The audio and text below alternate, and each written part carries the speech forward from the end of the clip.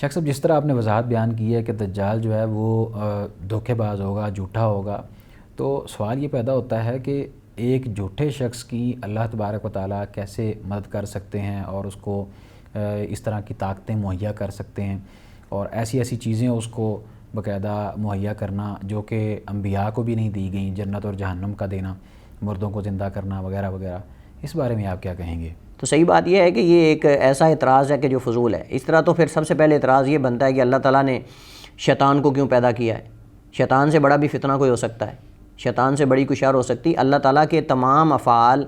اللہ تعالیٰ کے جتنے بھی کام ہیں وہ حکمت سے بھرپور ہیں، اور اللہ تعالیٰ کی حکمتوں کو ہم سمجھ نہیں سکتے۔ اللہ تعالیٰ کے ہر کام کے اندر حکمتیں ہوتی ہیں، اور وہ حکمتیں ایسی ہیں کہ ہماری عقلیں ان کا ادراک نہیں کر سکتی۔ تو اللہ تعالیٰ کی حکمت میں سے ایک دجال کا خروج ہے، دجال کا فتنہ ہے۔ اللہ تعالیٰ بسا اوقات کسی فاسق اور فاجر اور کسی کافر اور ظالم،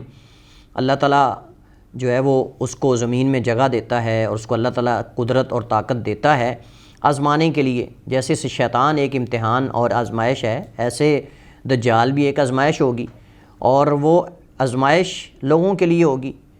اور اس میں کئی ایک مقاصد اور کئی ایک حکمتیں ہوتی ہیں۔ ہم یہ کہہ سکتے ہیں کہ جس طرح انسانوں کے اندر شر پایا جاتا ہے، شر موجود ہے، شر جزوی موجود ہوتی ہے،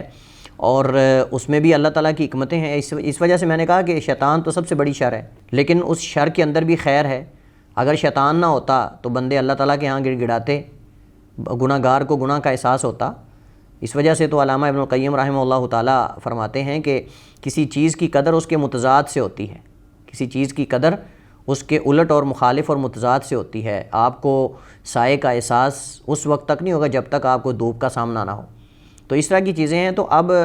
اللہ تعالیٰ نے خاص حکمت کی وجہ سے اپنے بندوں کو آزمانے کے لیے، امتحان کے لیے یہ چیزیں بنائی ہیں، ان میں سے ایک دجال ہے۔ اب دوسری بات یہ کہ قرب قیامت یہ دجال کے ہاتھ پر جو اللہ تعالیٰ چیزیں ظاہر کرے گا اور اس کو قدرت دے گا، اس طرح کی اور کئی چیزیں ہوں گی قیامت کے قریب۔ ان چیزوں کا متوقع، ان کا واقع ہونا کوئی عجیب نہیں ہوگا۔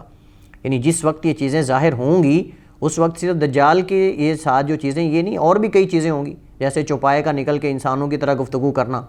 انسانوں کے ساتھ گفتگو کرنا، اور اس طرح جو ہے وہ زمین سے سونے کے ستون نکلنا، خزانے نکلنا، اور درختوں کا بول بول کر بتانا کہ یہودی یہاں ہمارے پیچھے چھپا ہوا ہے، جیسے حدیث کے اندر موجود ہے۔ تو اس طرح کی بے شمار حدیث ہیں جن کے اندر اس طرح کی خلاف عادت چیزیں بیان کی گئی ہیں کہ وہ ایسی چیزیں رونما ہوں گی قرب قیامت کے جو عموماً لوگوں کے ہاں ظاہر نہیں ہوتی۔ تو دجال بھی ان میں سے۔ دوسری بات یہ ہے کہ اللہ تعالیٰ انبیاء کو جو معجزات دیتا ہے، اللہ تعالیٰ ان کی تصدیق کے لیے دیتا ہے، اور اللہ تعالیٰ دجال کو جو چیزیں یہ دے گا یہ اس کی تکذیب کے لیے ہوں گی، یہ اس کی تکذیب کے لیے ہوں گی، کیونکہ جہاں بھی حدیث کے اندر اس کی نشانیاں بیان کی گئی ہیں وہاں اس کی بری نشانیاں اور ان کی بری اس کی خوبیوں کو بیان کیا گیا ہے۔ اللہ تعالیٰ دیکھیں، آپ اس کے ہاتھ پر اگر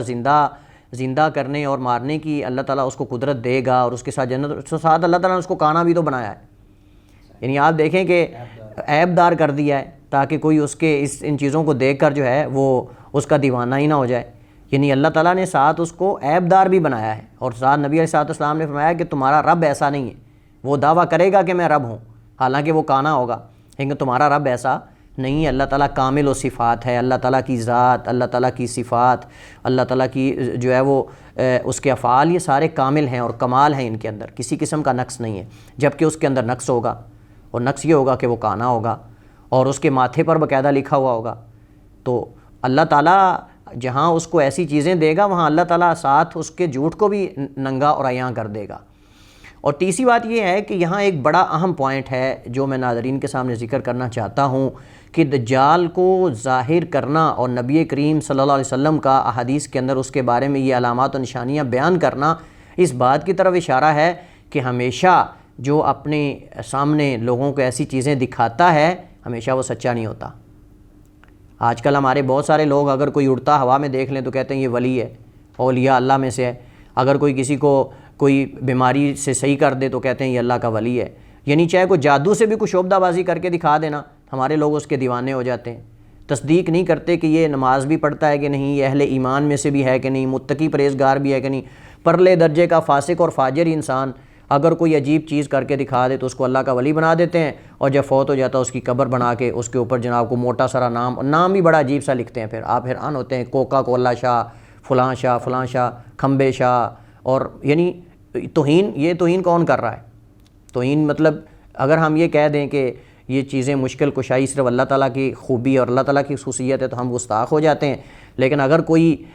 جو ہے وہ کسی نشئی آدمی کو مرنے کے بعد قبر بنا کے اوپر دربار پہ اس کی قبر پہ یہ نام لکھ دے بابا فلاں شاہ، تو یہ گستاخی اولیاء کی نہیں ہے. یعنی گویا کہ ہم نے ایسی حرکتیں کیں، ایسے ہمارے لوگوں نے یہ کام کیے کہ جو اصل اولیاء تھے ان کی لوگوں نے عزت کرنا ہی چھوڑ دی.